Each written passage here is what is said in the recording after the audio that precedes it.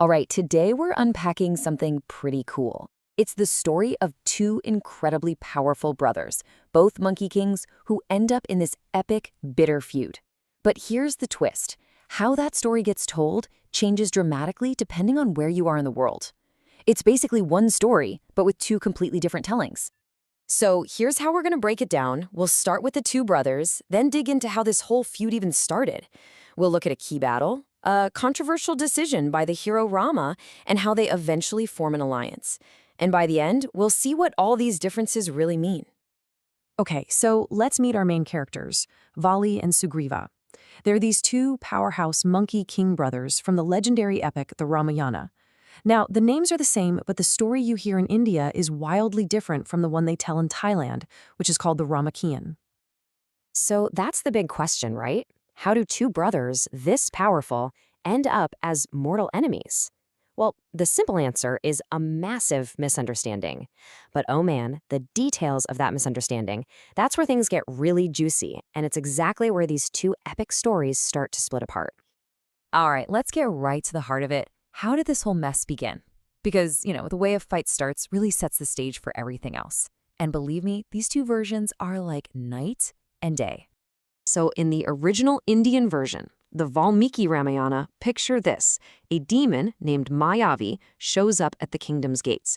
He's not subtle about it either. He's roaring, he's spoiling for a fight, and he specifically calls out the king, Vali.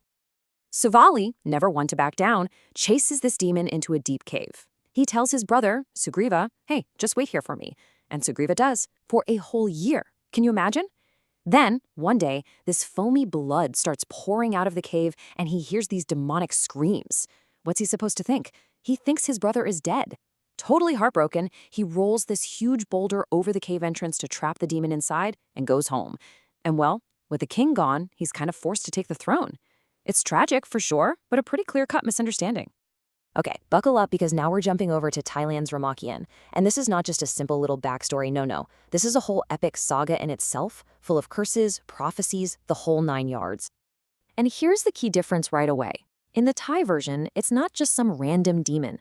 The Ramakian gives us this buffalo demon named Torapi, and he comes with this incredibly complicated, cursed backstory. It's like he was fated to have this showdown all along.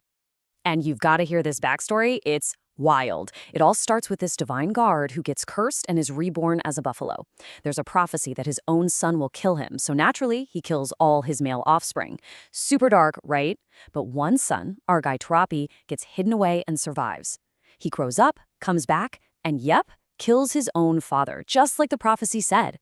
And then, feeling pretty good about himself, he thinks, who's the toughest guy around? I want to fight him. And that, of course, is Vali. So you see, there's this whole layer of destiny and fate cooked into the story before Vali even knows what's happening. Okay, so now we get to the actual fight inside the cave. The battle itself is pretty similar in both versions, but the setup for that big moment of betrayal, totally different. And this is where the Thai Ramakian introduces a game-changing detail. Before he goes in, Vali gives his brother a very specific instruction, kind of like a code. He says, watch the blood that comes out of the cave. If it's dark and thick, the demon is dead. But if it's light and thin, then I'm the one who's dead.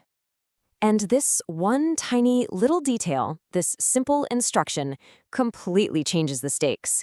It all comes down to a bit of bad luck, or maybe fate.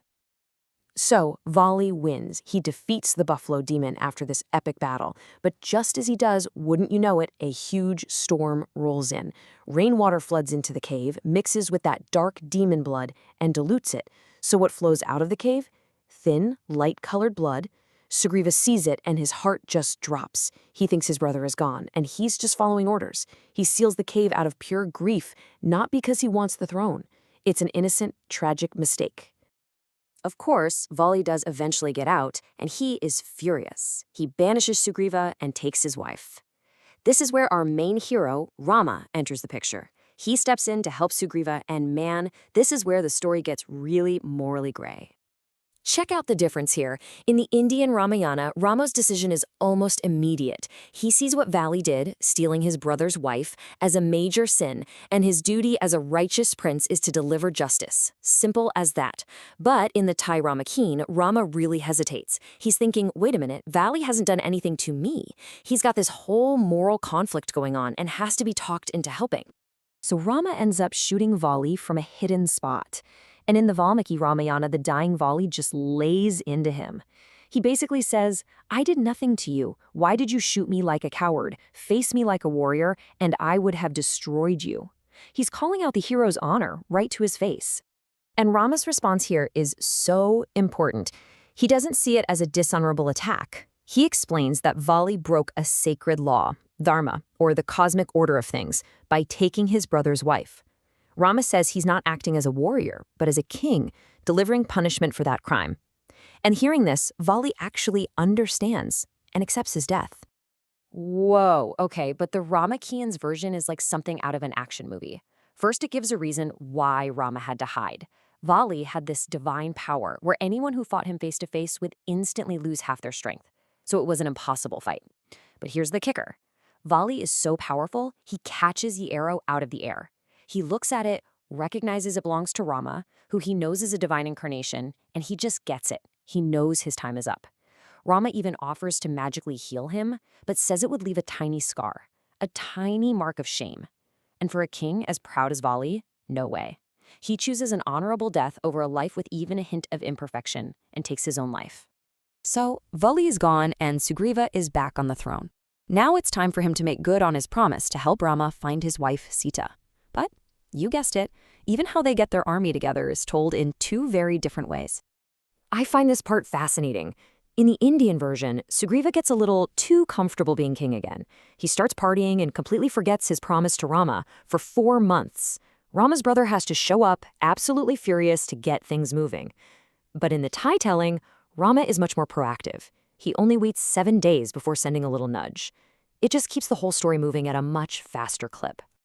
And the Ramakian throws in this amazing little side quest that you won't find anywhere in the Indian epic.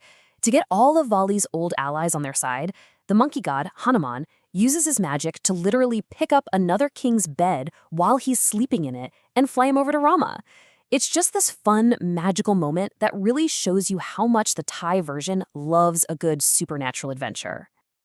Okay, so let's zoom out and put it all together.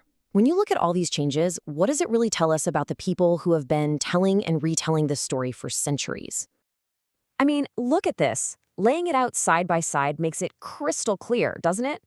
The Valmiki Ramayana is really focused on morality, on right and wrong, things like dharma, sin, and justice. The Thai Ramakian, though, it loves those complex backstories, the idea of fate you just can't escape, and this deep, powerful focus on personal honor and pride. And that really gets to the heart of it all. It makes you realize that these epic stories aren't just ancient texts locked away somewhere. They're alive. They breathe. They travel. They change. They get reshaped by every culture that adopts them to reflect what's important to them. So maybe the truth of a story isn't just in the original words, but in the meaning we continue to find in it, generation after generation.